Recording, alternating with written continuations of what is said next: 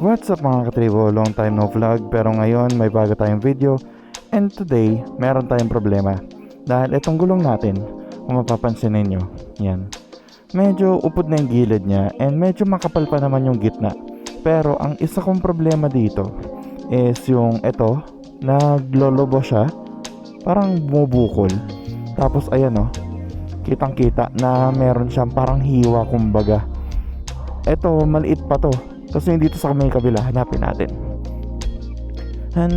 natin kung nasaan yung pinakamalaki niyang hiwa ba yun? Or, ayan, para siyang butas. Hindi ko alam kung butas siya. Pero, itong gulong natin, lumalambot siya ng mga 3 to 4 PSI. Tsaka medyo may kanipisan na rin. And, hindi na rin siya masyado masakit na pakawalan. Kasi, nadayo na natin to ng Bicol. And for almost 6,000 km, parang 5,500 pa lang tinakbo natin. Okay na siya for me. Kaya ngayon papunta tayo ng Moto Tire Central ata yun sa may Imus, kung saan nagpagawa ata si Jao kung di ako nagkakamali. Pupunta tayo doon para magpapalit ng Eurogrip. Susubukan natin mag city tires ngayon kasi para naman masubukan natin, kasi dual sports to eh. Kaya naman susubok tayo ng city tires kung mas komportable siya gamitin. Sama kayo sa amin guys. Welcome to Lakan Moto. So ayun na mga katribo, ngayon papunta na tayo sa Moto Tire Central sa Imus. Ayun, madakwalan din tayo kung mas in-depth natin pag-usapan kung bakit tayo magpapalit ng gulong and kung ano ang mga dahilan kung bakit tayo magpapalit. Napunta tayo ng Bicol, no, na daan doon eh hindi ganun kagandahan and medyo challenging nga siya for the tire. Punta tayo doon ng May. Tapos ngayon, September, papalitan na natin siya. For how many months na nagamit natin yung gulong, okay na siya. Given the fact na nadayo natin siya ng Bicol and nadaan natin siya dun sa mga hindi kagandahan na kalsada sa Quezon and sa Bicol mismo. Isa yun sa talaga maganda na experience natin with this stock tire, di ba? Ibig sabihin capable yung stock tire. Sadyang magpapalit lang talaga tayo dahil dun sa mga para siyang hiwa or butas na ayaw na nating isugal kasi syempre safety yan eh. Yan ang kumakapit sa kalsada, yan ang nagko-connect sa'yo sa kalsada. Mas maganda na agapan kung kaya naman. Pero kung iba siguro sa inyo hindi pa magpapalit sa ganitong kondisyon ng gulong, okay lang naman din yun. Ang lang natin, priority natin is yung safety. Kasi hindi pwedeng puro ride safe lang. Dapat safe ride din ang motor mo, di ba? Isa tayo sa pinaka vulnerable na gumagamit ng kalsada bukod sa mga nagbabike, di ba? Kaya maganda na palaging tip-top shape ang ating motor. Eurogrip ang ilalagay natin mga katribo dahil tayo naman hindi naman tayo madalas nag-off-road. Sadyang ang kasama lang na gulong ni ADV is dual sports kasi syempre adventure type tong scooter natin eh. Adventure type si Honda ADV. Ngayon, marami akong nakikita na gumagamit din ng city tires tulad ng Pirelli Corsa or Angel Scooter. Na-intriga ako na bakit kaya hindi natin subukan na mag city tires? Baka mas comfortable, di ba? Hindi natin malalaman kung hindi natin susubukan. Kung maganda, di ma-update ko sa inyo na maganda ang city tires kahit adventure ang category ng motor mo, di ba? Okay din yun. At least makapag-share ako sa inyo na knowledge, di ba? Na kung sakaling pangit, hindi natin i-sugarcoat na pangit. Sasabihin natin kung ano yung totoong experience natin. Kasi syempre, ang kinikita natin na pera, hindi naman ganun kadali kitain yan eh. Actually, kung ngayon nabibili tayo ng gulong, roughly, natin yan, price range natin is sa mga nasa 5,000 to 4,000. Ilang araw yun, kumbaga, di ba? Ilang araw mong trabaho yun, di ba? Kaya maganda na ma-share natin sa inyo at makapili tayo ng magandang gulong para sa ating Honda ADV. Etong pupuntahan natin ng Moto Tire Central, ito yung napili ko kasi hindi ko maalala, di ko sure kung ito yung pinuntahan ni Jao Moto na binilhan niya nung City Grip 2 na ipinalit niya sa sa kanyang PCX. Actually, nasa radar ko or nasa pinagpipilian ko ang City Grip 2. Sadyang medyo may kamahalan lang, pero you get your money's worth pagdating sa City Grip 2. At itong Euro Grip naman na nakita ko, maganda yung response or maganda yung mga feedback ng mga gumagamit. Lalo na dun sa AV Moto, yung nagpa-fine tune ng shock. Ang ganda nung response ng mga ng mga customers nila nagpapalit ng Euro Grip. And most of them is ADV, which is yung stock size. Madako din tayo sa stock size na ikakabit natin at hindi tayo magbi-big tire dahil sa kadahilan ng gusto ko ang fuel consumption ng ADV. Tayo naman hindi naman nagre-racing, hindi naman tayo nagmamabilis. Ang pinaka gusto natin is the journey, yung travel natin. Kaya ayoko nang magdagdag ng fuel consumption. Throttle habit natin ang nagdidikta ng ating fuel consumption. Ayoko na siyang dagdagan ng fuel consumption sa bigat and sa grip ng gulong. Kasi pag naglaki ka ng gulong mas malaki yung contact patch mo. So you need more power kumbaga. Tsaka kung magbi-big tire naman tayo, hindi naman natin siya masasagad na pang-banking. For other motorcycles, okay na mag big tire. Pero okay na ako dito sa stock ni Honda ADV na 110/80/14 ang harap at ang likod is 130/70/13. Okay na ako doon sa performance ng stock tire. And marami akong nakita din na mga YouTubers din, mga nagre-review ng gulong na kung gusto mo ng fuel economy, stick to stock. Pero tayo nagpaplano din naman tayo na magpalit ng CVT. Okay din sa akin na mag stock tire na lang. Kasi syempre pag nagpalit tayo ng CVT, kahit pa paano may increase sa power, yet meron din increase sa fuel consumption yan. And medyo matagal-tagal pa tayo na mag-upgrade ng ating CVT. So yun, let's see kung ano ang mga brand na ilalagay natin sa ating panggilid. And stay tuned. And hindi to madiin na CVT kasi gusto ko talaga yung fuel consumption Yun kasi ang pinaka gusto ko dito kay Honda ADV kasi ang sarap gamitin, ang tipid sa gasolina, 'di ba? Ayun pala mga katibo, mabalik tayo sa pagpapalit ng gulong. Pag tayo pala magpapapalit ng gulong, as much as possible kung meron malapit sa inyo na merong makina na pang-press ng gulong, mas maganda na dun kayo magpakabit ng gulong. Kasi syempre yung mga mags natin kahit stock mags yan, masakit sa puso pag sinikwat. Kaya maganda na na merong machine na pangkabit and pambalanse ng gulong. Kasi alam ko binabalanse din ng ang gulong ng motor Kasi sa sasakyan binabalanse talaga yan. Paano pa kaya sa motor? Mas maganda na optimize ang weight distribution pagdating sa motorcycle Punta tayo ng Moto Tire Central mga katribo, and pakita ko sa inyo yung mga stock nilang gulong. Kung sakali mang gusto ninyo magpunta doon at bumili ng gulong, kayo tiga dito sa Cavite, around Bacoor and Imus, pwede ninyong puntahan. Lalo na kung kayo due na rin sa pagpapalit ng gulong. Tagal nating hindi nakapag-video, nakapag-upload. Ang dami kong backlogs dahil ayun, medyo na busy tayo. May mga kailangan tayong ayusin sa ating brand at channel, 'di ba? Kasi gusto natin maganda ang delivery ng ating content. Ayoko naman magpasa sa inyo ng content na hindi ganoon ka-informative, hindi ganoon ka-enjoyable. I rather skip upload kaysa pasahan kayo ng mga ganoon na content. Kasi syempre investment ang oras na binibigay ninyo sa panonood ng ating vlog. And maraming salamat sa pag-subscribe, pag-like, pag-comment, and pag-share ng ating video. Maraming salamat mga katribo. Don't forget to like and comment, share, and subscribe na rin. Since nandito na kayo, di ba? Na i-ring mo na rin ang notification bell, and don't forget to subscribe. Kung gusto mo ng mga ganitong content, please consider subscribing. Shout out daw Extreme brand ng TV. Extreme din yung pagdadala niya. Sobrang ganda ng TV ninyo. Kaya niyang dalhin ng ganun, di ba? Yan Moto Tire Central mga katribo. Tara. Ayun may machine press sila May machine silang pangkabit ng gulong.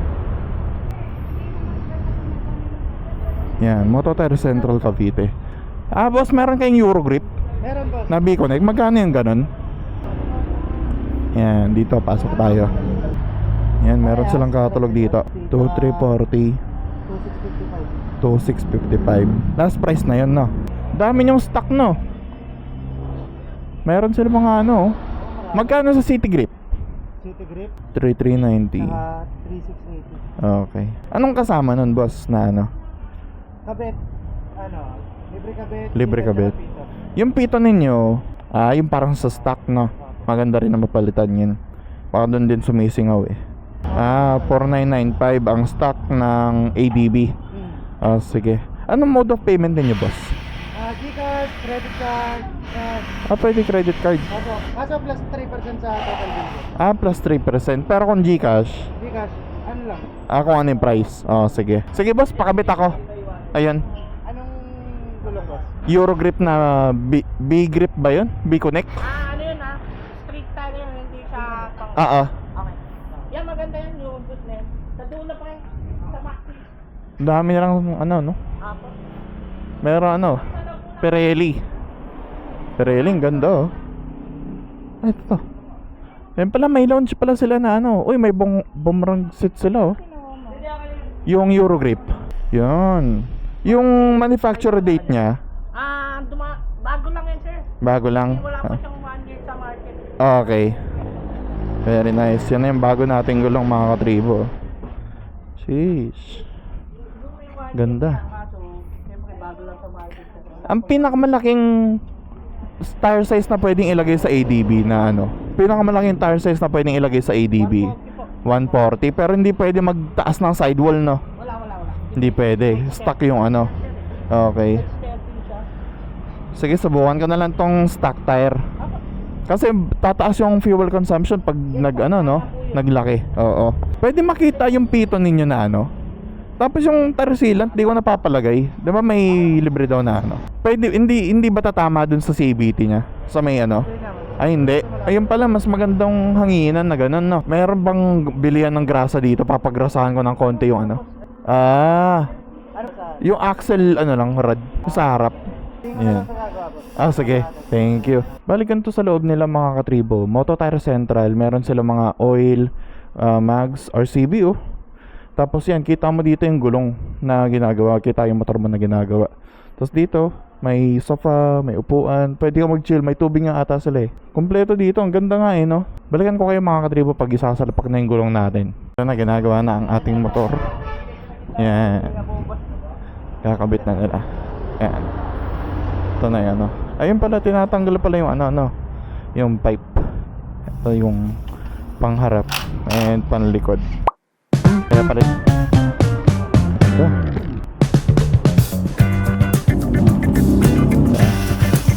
Ito na, isasalpak na, oh.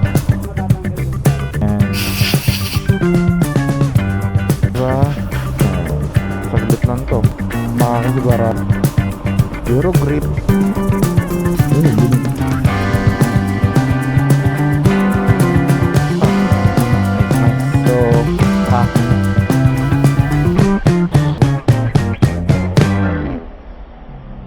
Ito yung sealant. Ito yung dalawang libre. Isa sa harap, isa sa likod. Binigay na nila. Okay, thank you. Maraming salamat. Yan, ito na yung gulong natin. Tapos na tayo magpakabit. Nakapagbayad na tayo. Ito yung B-Connect and yung stock na ADB. Yan, side profile. Mas mukhang naging parang race or circuit concept ang motor natin ngayon. And ganito naman sa likod. Sa likod medyo pronounced talaga. Parang mukhang mas malaki ang Eurogrip na gulong. Mas mukha siyang mas makapal compared sa stock. Ganda pareho. Depende talaga sa use. Nabikol natin yung stock tires, bini, nanusugbo. So okay na. And sabi nila maganda daw na hindi natin sinapalaran yung gulong natin. Kasi baka mamaya masabugan tayo or mabutasan in the middle of nowhere. Mahirap na. And yun, umuulan pa. So hindi ko kayo mabibigyan ng in-depth and ibabreak pa natin yung gulong. Kaya first impression gagawin natin sa gulong natin. Ganyan siya pag naka side profile, oh. Ganda. Alis na tayo ng Moto Tire Central. Sobrang ano lang natin, banayad lang ang ating takbuhan dahil bago pa ang ating gulong, kailangan natin siyang i-break in. So yun mga katribo, mas naging smooth ang experience. Pero eto, baka placebo pa lang to. So I'll spend more time with the new tire pa. I-break in pa natin to para malaman natin and matignan natin kung paano ang performance niya sa wet and dry condition. And yun, pero initial first impression, ang ganda. Parang nawala yung ngatal, parang yung nginig ng dual sports tire na na stock tire na Federal. Saktuhan pa na naulan, kaya kailangan extra precaution tayo sa humingi ng sticker yung may-ari ng Moto Tire Central. Shoutout ho sa inyo, sir.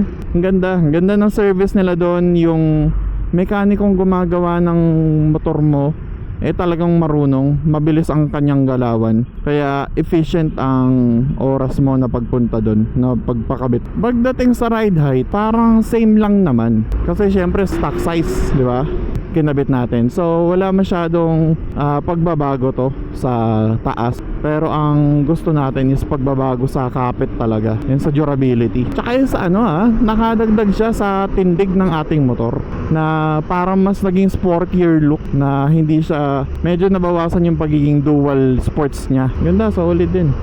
Ang price na nakuha natin for this gulong na Eurogrip B-Connect ang model is 4,995.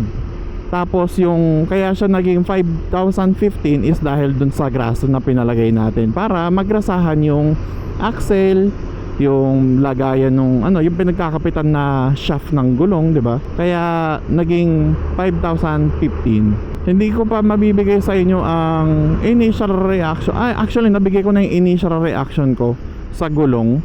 Pero yung pinaka in-depth is kailangan muna natin siyang i-break in. Kailangan muna natin kilalanin kung paano siya mag-grip, paano siya mag-handle ng wet and dry conditions. Kasi muna natin yung wax coating niya, dahil ang mga bagong gulong katribo is may wax coating. So pagkabili ninyo ng gulong, pagkakabit, wag nyo na munang ihataw-hataw. And ngayon nga, funny lang na natupat pa tayo na umulan. Kaya ngayon sobrang careful natin, di tayo masyadong abrupt sa pagpreno, pati sa pag-turn. And yung leaning angle natin, hindi tayo babanking-banking. Uy, okay siya sa lubak Ang ganda Pagdating sa mga mapuputik, konti lang ang grip natin, kasi konti lang yung crevices nito compared dun sa dual sports na syempre may mga yun, kumbaga masasabi natin ngipin or claw na kuko, yun yung kumakapit sa mga buhangin, sa mga putik, kaya mas may grip ka pag naka-dual adventure ka. Pero tayo naman hindi naman tayo madalas na pupunta sa mga ganong sitwasyon, kaya mas pinili natin na mag city tire. And maganda rin na masubukan natin na mag city tire para alam natin paano ba yung feel and performance ng city tire. Na-testing natin sa lubak, okay siya. Yan, di ba mga katribo, na daan tayo sa lubak. Sabi ni OBR, hindi daw niya ganun karamdam yung lubak na nadaanan natin. Kasi daw, yung stock tire daw yung gamit natin, ramdam daw niya sa katawan niya yung yung lubak. Ito daw, maganda daw yung absorption ng lubak. So yun mga katribo, dito ko natatapusin ang ating vlog. Maraming salamat sa pagsama sa amin sa Moto Central Imus Cavite, sa pagpapakabit ng ating Eurogrip. If you like this video because you like it, please like it. Don't forget to like, comment, share, and subscribe na rin, and pakiring na rin ang notification bell para updated ka sa ating mga upload. Maraming salamat mga katribo sa pagsama. God bless you all. God is good. Peace.